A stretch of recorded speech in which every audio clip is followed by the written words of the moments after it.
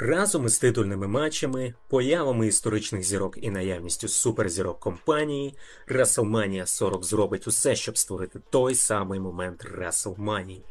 За всю 39-річну історію WrestleMania таких моментів було предостатньо. Деякі з них були ретельно сплановані, а деякі інші були імпровізацією. Завдяки цьому ми переживаємо найепічніші моменти шоу знову і знову вже довгі роки. Хоган слемить Андре, мрія дитинства стає реальністю, кінець стріка.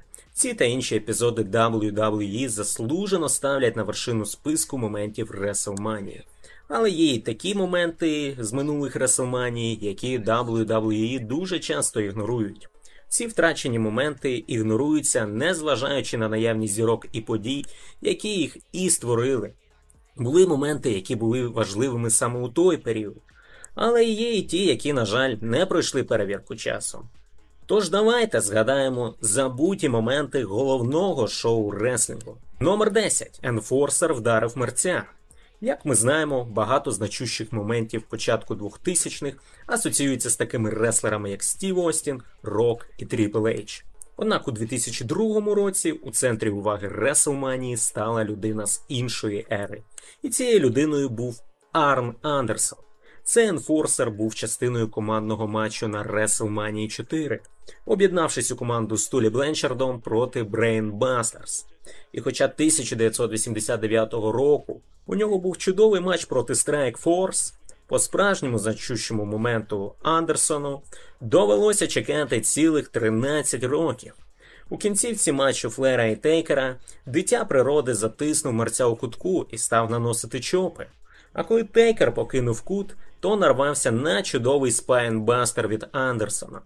Арн, який тривалий час був другом Флера і частиною чотирьох вершників, під приголомшливу реакцію зали з'явився на рингу і провів прийом, після якого фанати повірили, що це кінець стріку. Цього не сталося, але сам факт, що цей прийом пройшов на трунарі, робить цей момент значущим, але, на жаль, забутим на сьогодні. Номер 9. Треті титули Demolition. Коли Білл Іді та Баррі Дершоу подали позови на WWE через неналежне відновлення під час лікувань травм головного мозку, що призвели до серйозних проблем зі здоров'ям, WWE всіляко перестали згадувати Demolition, та й навряд чи незабаром передбачається повернення команди у промоушен. Та як факт, новий день побили рекорд Demolition за тривалістю Рейна, що вказує на бажання компанії викреслити команду з історії. Проте фанати повинні пам'ятати моменти, пов'язані з ними. На піку своєї популярності вони у Торонто на WrestleMania 6 відібрали титули командних чемпіонів у Colossal Connection і стали командними чемпіонами втретє. На жаль, значущість цієї перемоги незабаром буде знецінена абсолютно, оскільки вони програли пояси улітку. До Demolition приєднали третього учасника – Краша. Як наслідок вони хілтернулись і програли пояси новій команді, що зійшла на небосхил дивізіону – Легіону Загибелі. Але після WrestleMania 7 Акс покинув компанію, Смешу дали безглуздий гіммік Репомена, а момент виграшу був абсолютно стертий з історії. Номер 8. Розпад фаундації Хардів. WrestleMania 6 стала останньою для Demolition. А ось наступна, 7-ма WrestleMania, стала кінцем першого етапу існування іншої легендарної команди. Бред Харт і Джиммі Нейтхарт змістили з трону Demolition, відібравши у них пояси на SummerSlam 1990 року. 7 місяцями по тому на WrestleMania Nasty Boys шокували всю громаду WWF, вигравши у них титули. Після того, як Секс вдарив Нейтхарта мотоциклетним шоломом, команда незабаром розпалася. І мало хто пам'ятає, що саме матч на WrestleMania 7 став поєдинком, що поклав кінець першої версії фаундації Хартів. Через кілька тижнів Бред вирішив піти у сольне плавання, завоювавши титул інтерконтинентального чемпіона на SummerSlam 1991 року. Джим же пробував себе і в ролі коментатора, і намагався сформувати команду з Оуеном Хартом, але все було безуспішно. За 6 тижнів після WrestleMania 8 його було звільнено. Найчастіше у історії фаундації Хартів WrestleMania 7 як ключовий момент команди не згадується. Номер 7. CM Punk здобуває другу перемогу поспіль на WrestleMania 25. Незважаючи на бойкот, який WWE оголосили Панку тоді, фанати досі пам'ятають його останній матч на WrestleMania. Це була WrestleMania 29 і справді чудовий бій проти трунаря. Але серед опущених моментів WrestleMania, незважаючи на те, що ця подія часто не згадується фанатами, значиться те, що Панк за 4 роки до цього отримав свій момент WrestleMania. Він став першою людиною, яка двічі виграла кейс Money in the Bank.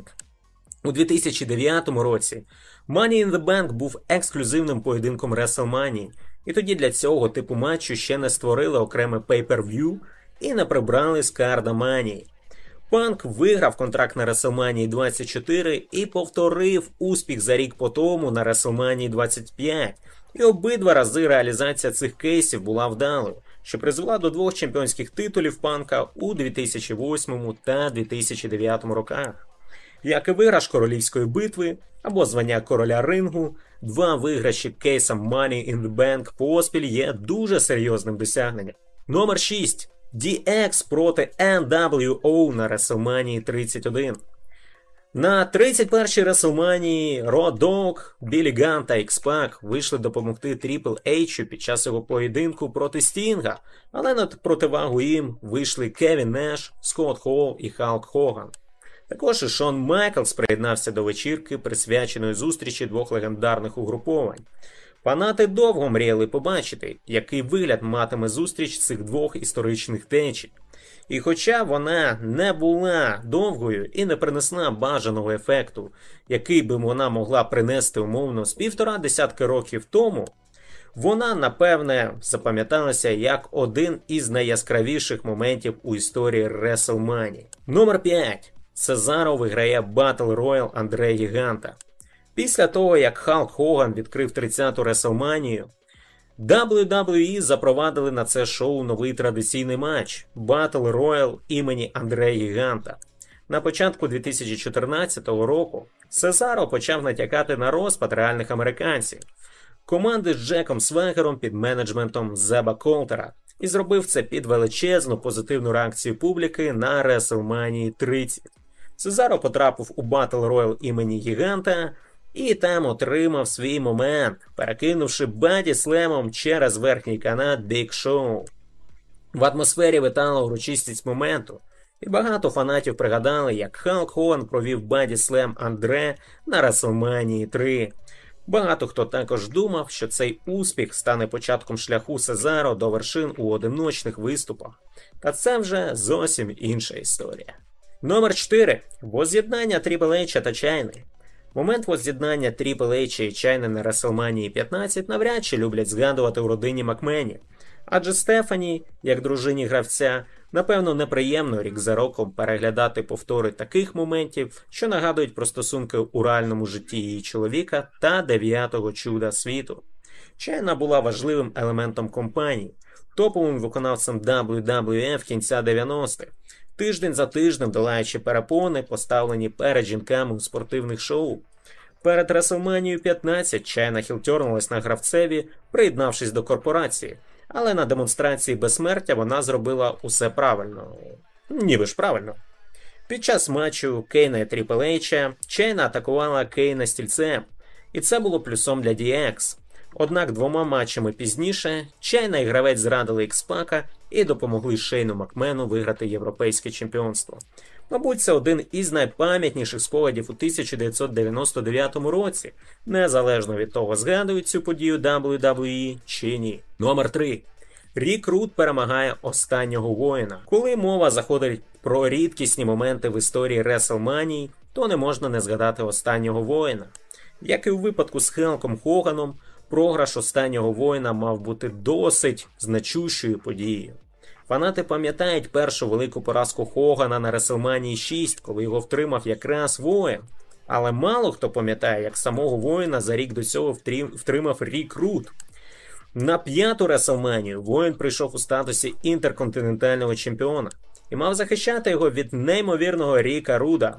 Руд став не тільки першим, хто втримав воїна на WrestleMania, але ще й забрав у того інтерконтинентальне чемпіонство. Руд покинув компанію трохи більше, ніж за рік, А ще через рік за ним пішов і останній воїн. У Руда склалися не найкращі стосунки з WWE, тож не дивно, що Вінсу не особливо хочеться згадувати такий історичний факт у історії своєї компанії. Номер 2. Останній матч Ренді Севеджа.